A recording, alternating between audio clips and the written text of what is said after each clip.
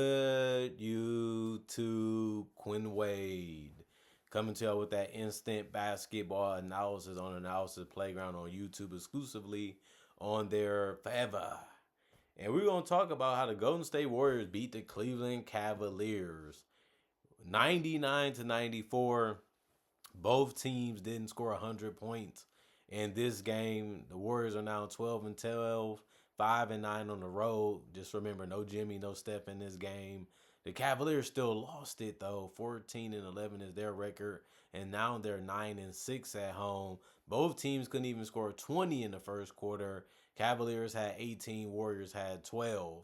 Then the Warriors scored 33 to the 18 of the Cavaliers. And then they also scored 27 to the 26 of the Cavaliers. And the Cavs made their late game run, but they still failed. But they scored 32 points while the Warriors scored 27.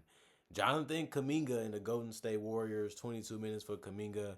He only had 4 points. He went 1 of 10 from the field and 0 of 3 from the 3-point line, 2 of 2 from the free throw line. He had 7 rebounds, 3 assists, and a turnover and a block. 1 offensive rebound, 2 personal fouls, and finished as a +5 and plus minus. Jonathan Kuminga just hasn't really been that good this year. Not bad, but not really that great or that good. And they started him because they thought that he'd give them some defensive punch and some offensive punch too. Didn't really happen in this one. Missed basically every single shot that he took, but he still did help on the boards. And Quentin Post played 32 minutes. He had 12 points. He was 5 of 14 from the field, 2 of 6 from 3. He did get 9 rebounds, 3 assists, 2 turnovers. He also had 3 blocks, 1 offensive rebound, 4 personal fouls, and a -10 and plus minus. He brought the defense. He finished in the paint. He brought the floor spacing. That's basically what he's out there to do, and he did all those things. He just wasn't that efficient tonight. Buddy Hield started. He played 26 minutes, had 13 points, was 4 of 9 from the field. Mainly out there for his 3-point shooting, and he went 3 of 6 from 3, so you're happy with that. He also went 2 of 2 from the free throw line, had 7 rebounds and 3 assists and a turnover, 1 block, 1 offensive rebound, 2 personal fouls, and a -1 and plus minus. Every starter for the Warriors got a rebound or more in this game, and that's really good to see. Pat Spencer was the guy that stepped up. He played 29 minutes and started. He had 19 points. He went 7 of 12 from the field, but 3 of 4 from 3, and also 2 of 2 from the free throw line. Had 4 rebounds, 7 assists, while only getting 1 turnover and a steal. He also had offensive rebound and 3 personal fouls, and finished as a +9 and plus minus. They have to be happy with his ability to score inside and out while still finding his teammates throughout the entire game that he was out there. Will Richard he did a backdoor cut, and that was the only shot that he made. He went 1 of 4 from the field, 0 of 2 from 3, and 2 of 2 from the free throw line in 21 minutes. He finished with 4 points, 3 rebounds, a turnover, a steal, a rebound that was offensive, and a personal foul, and he was a -1 and plus minus. The bench, they all got a rebound also, but the bench, all of the guys also got an assist in this one too. Trace Jackson Davis, 16 minutes, 8 points for him. You know he's going to score by that rim if he has the opportunity to. And he went 3 of 6 from the field, 2 of 2 from the free throw line, 5 rebounds, 1 assist, 1 steal, 1 block, 2 offensive rebound, 1 personal foul. Finished as a +15 and plus minus. Guy Santos, 27 minutes, 14 points, the most points off the bench because he went 6 of 8 from the free throw line and 2 of 4 from the 3-point line. But he also finished 3 of 8 from the field. He had 3 rebounds, 3 assists, 2 turnovers, and a block, 1 offensive rebound, and was a 0 and plus minus. You just like the fact that he was able to be physical and push as much as he can to be able to get the contact, to be able to get to the free throw line, and then also knocking down the open threes when it was given to him. Gary Payton II, 27 minutes, 6 points, 3 of 9 from the field, 0 of 4 from 3. 3 rebounds, 1 assist, 3 turnovers, 3 steals, and a 4 in personal fouls. Was a +4 also in plus minus. He's out there to score and play defense, and he played a decent brand of defense out there. And he also was able to put up some points on the board. Had to be happy with that, and he also helped on the boards. Moses Moody, 20 minutes, 9 points, 2 of 5 from the field, 1 of 3 from the 3-point line, 4 of 5 from the free throw line, 2 rebounds, 2 assists, 1 turnover, 1 steal, 1 block, 1 personal foul, and a +9. and plus minus. The scoring wasn't a problem for him. He didn't take a lot of shots from the field. He took the same amount of shots from the field as he took shooting free throws, and that's a good thing because he was able to make them at a decent percentage, field goal and free throw wise. And Brandon Podziemski was able to get to the paint. Not only that, he was also able to hit threes, went 2 or 3 from the 3 point line, 4 or 9 from the field, got 10 points in 21 minutes. He also got 3 rebounds, 2 assists, 1 turnover, 1 steal, 1 personal foul, and finished as a -5 in plus minus. And then Al Horford did not play. He had sciatica nerve irritation, and that's why he didn't get on the court. They shot 33 of 86, 38% from the field, 13 of 35, 37% from three. And what really helped them besides the 3 point percentage was going 20 of 23 from the free throw line, which is 87%. They also had 46 rebounds, 25 assists, 13 turnovers, 8 steals, 8 blocks, and 19 personal fouls. And the Cleveland Cavaliers, DeAndre Hunter, 33 minutes, 6 points, 2 of 9 from the field, 0 of 4 from three, 2 of 3 from the free throw line, 3 rebounds, 3 assists, 2 turnovers, and a steal, 1 offensive rebound, 4 personal fouls, and was a -7 and plus minus. He was the only starter to not get in double figures in points. Every starter had an assist or more in a rebound or more in this game. That show you how much they was playing together, but it just didn't work out when it comes to winning. DeAndre Hunter couldn't really make the threes or the mid ranges in this one. Evan Mobley, 35 minutes, 18 points, 8 of 19 from the field. He missed every single three that he took. He took 5 of them, and he also went 2 of 2 from the free throw line, but had a double double. And some of his offensive rebounds led to baskets, which was 2 offensive rebounds. He also had an assist, a turnover, stealing the block, and a personal foul, and was a -3 and plus minus. You like him taking the perimeter shots, but he's so long and so athletic and so mobile that he can still get to the rim and get inside the paint and still finish around the rim. Donovan Mitchell, 37 minutes, 29 points, 11 of 26 from the field, 7 of 14 from three, 4 rebounds, 3 assists, 2 turnovers, 1 block, 2 offensive rebounds, 2 personal fouls, and a +8 and plus minus. He was taking the floaters. He was getting to the basket. He was knocking down the three. He was trying to play make a little bit. That's what Donovan Mitchell brings to the table. That's what he does. And he ended up working out for him a little bit from three, but not so much from the field.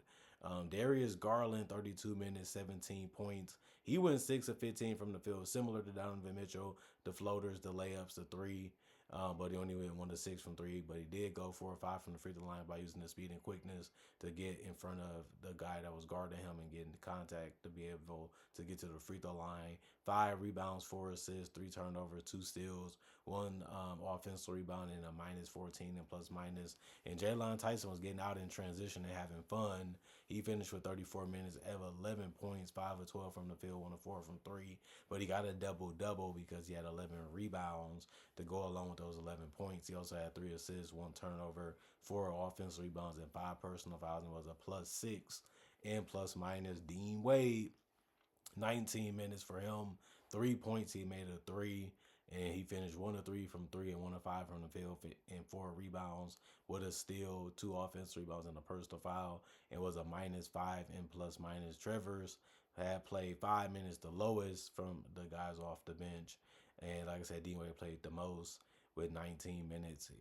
Trevor's 1 of 3 from the field, 0-1 from three, 2 rebounds, 2 offensive, and a -5 and plus minus. Tomlin played 16 minutes, had 6 points, but he went 3 of 10 from the field and missed every three that he took. But he also had the most rebounds for the Cavaliers with 12. He also had an assist, 3 turnovers, 2 steals, and a block. And he also had half his rebounds be offensive with 6 of them. It was a +1 and plus minus. He didn't score the ball well, but the rebounds and the defense really did help out the Cavaliers in some situations in this game. And timing did matter when he was getting them and when he was hoping, the team stay in it. Thomas Bryant, 12 minutes, 2 points, 0 of 4 from the field, 0 of 3 from the 3 point line, 2 of 2 from the free throw line, 6 rebounds, 1 offensive, 2 personal foul, and a 0 and plus minus. Craig Porter Jr., 15 minutes, no points because he went 0 of 4 from the field, and then he just grabbed 4 rebounds and had a block. 3 of those rebounds out of the 4 was offensive, and he also had 3 personal fouls. It was a -6 and plus minus. They shot 37 of 107, 35% from the field. They shot way more shots than the Warriors because they had 61 rebounds compared to the 46 of the Warriors. And they also had 24 offensive rebounds compared to the 8 of the Warriors. But they went 10 to 42 from three. That's 24%, while the Warriors, like I said, shot above average with 37. And then they shot 10 to 12 from the free throw line. The Warriors shot 11 more free throws than the Cavaliers, even though the Cavaliers still shot 83%. And then the assists, the Cavaliers ended up getting beat by 10, 25 to 15. They also had one less turnover than the Warriors, 12 to 13. They also had 7 steals, which was one less than the Warriors, and 4 blocks, which was 4 less than the Warriors because they had 8. And then they committed 18 personal fouls while the Warriors committed 19. But the Warriors did shoot more free throws and took more than they did and made a better percentage, like I said before. Cavaliers, man, they're struggling. No Jared Allen again, other guys out, but the Warriors had Jimmy Butler, like I said, step out, and other guys like Al Horford out. But it was just a game where the Cavaliers just has to figure out how to win this one. They're losing too many games they should win. Their defense isn't the same. They're not communicating the same. They're taking a lot of harder and tough shots. It seems like they're trying to go more ISO than they're trying to move the ball. They're just not playing as a team on both ends of the court like they did so well last year, especially in the regular season. And it just seems like every team can get over on them. Every team can stay with them. Every team can make things a little difficult for them. And even if they're a good or a bad defensive team, the Cavaliers is not really dominating the games like they did last year. And they have a lot of the players that's the same, especially their starting lineup. And it just hasn't been on the court enough. And even if when it is, it hasn't really looked dominant or really amazing on both ends of the court anyway. And then you look at the Warriors, they're finding ways to get wins. They still 500 after this win. They don't have a good record. They don't have a great record. They have an all right record, which isn't what we thought that they would be and what they would have at this point in the season or in general. But they still have a chance to still make the playoffs. They still have a chance, to get things right. They just have to stay healthy and get healthy and then start winning games again like they did earlier on in the season. But it's not going to be easy, and no team is going to give it to them. So they have to play better defense. They have to communicate better on offense also, and they just going to need Steph to stay healthy for a lot more of the season and be in takeover and dominant mode. And if he does that, they have a shot to beat basically anybody because they still have a lot of good players and they still have a lot of guys that know how to do things on both ends of the court. And they haven't been doing it consistent enough, but that's something that still can be changed and something that can still be fixed, especially when games start to matter more and more in the middle and at the end of the season. I think that's where they most likely will shine, just like they did last year. Other than that, comment, like, subscribe, share, hit the notification bell to get the analysis when it first come out. I also do conversation videos just like this and other topics and about basketball, NBA content. I also do breakdowns of real footage of legends, current legends, rookies, and all the future stars, and also do mock draft and draft cover. Plus, I have over 4,000 videos already on my channel that you can watch right now and enjoy, and it's all for free. And on top of that, I also try to make videos and do it every single day throughout the day to give y'all some fun and something to look forward to when it comes to basketball, NBA content. And on top of that, thanks for watching. Thanks for checking out the channel. Thanks for the love. Thanks for the support. Thanks for continuing to appreciate the content for what it is and continue to come back. And thank y'all for, just supporting the channel as much as y'all can in the past, the present. Hopefully y'all continue doing so in the future. Other than that, y'all stay blessed up. Y'all stay good. Peace. And I'll see y'all later today, hopefully with more analysis.